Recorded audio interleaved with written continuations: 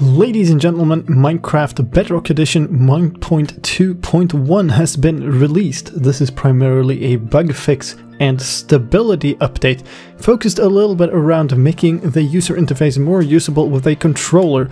As you know, this is the first version of Minecraft Pocket Edition or Bedrock Edition or whatever you want to call it that is released on consoles. That means the user interface needed a little bit of extra love. There are other fixes in this version as well though, so let's go through the major changes in this version. Let's start with those user interface things. There are a large amount of smaller changes to the user interface, but some of the big ones are that there is now a free cursor in the inventory screen when you're navigating with a controller. And there's also a white outline on the highlighted inventory slots and recipes as well. Creative Inventory had a bug where it would become completely empty if you connected to one of the external servers and then went back into a normal game. That is fixed in this version. And the user interface for the Book Quill also had a bug where pages would disappear when you press the next and previous arrows. That is fixed in this version as well, as I mentioned, along with a large amount of small user interface and controller related fixes. There's also a new setting to toggle gameplay field of view changes that might be interesting to some of you. And in terms of gameplay, the block placement speed when using a controller has been adjusted. Sadly, this seems to have meant that there is now a block placement speed bug, at least when using mouse and keyboard, causing some problems with placing slabs among other things. Other gameplay changes: players can no longer take fall damage when you jump through an end portal in creative mode, and the running animation when you were flying in creative mode after pressing fly up and fly down was broken, and that is fixed now. It runs at the correct speed now.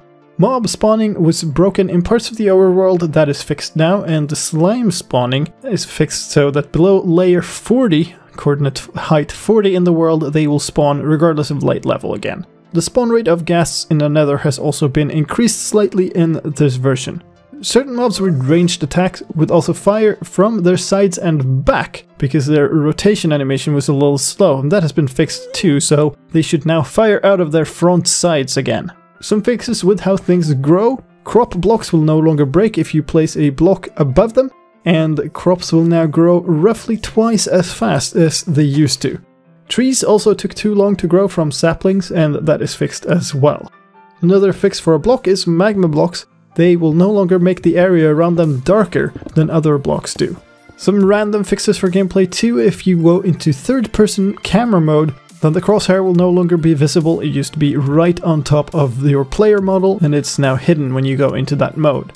If you use the middle mouse button or the pick block function to collect blocks when the first hotbar slot is empty, that could cause items to vanish from the hotbar, and that is fixed in this version.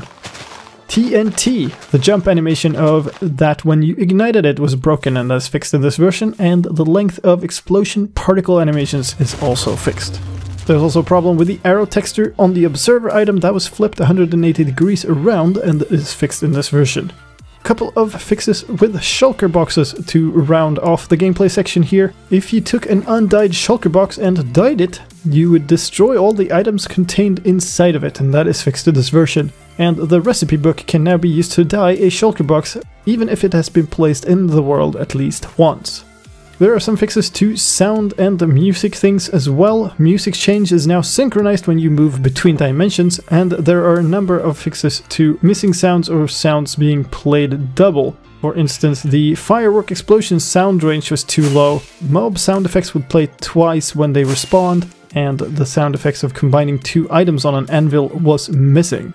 There are also changes to commands and technical stuff in this version. The @R selector had a bug where it would target the oldest entity instead of a random entity, and that has been fixed in this version. Messages with selectors in them will now properly display the names instead of just the selector text. If you try to use /execute with a teleport command following it, then you couldn't use relative coordinates to teleport to sub-block positions. You would always end up at a full block position at the center of a block. That is fixed in this version as well. There are also some smaller bug fixes to other commands in this version. But one thing to note is that there appears to be a new bug in this version as well, where a redstone block doesn't power a repeater if you remove it with a command the first tick it exists.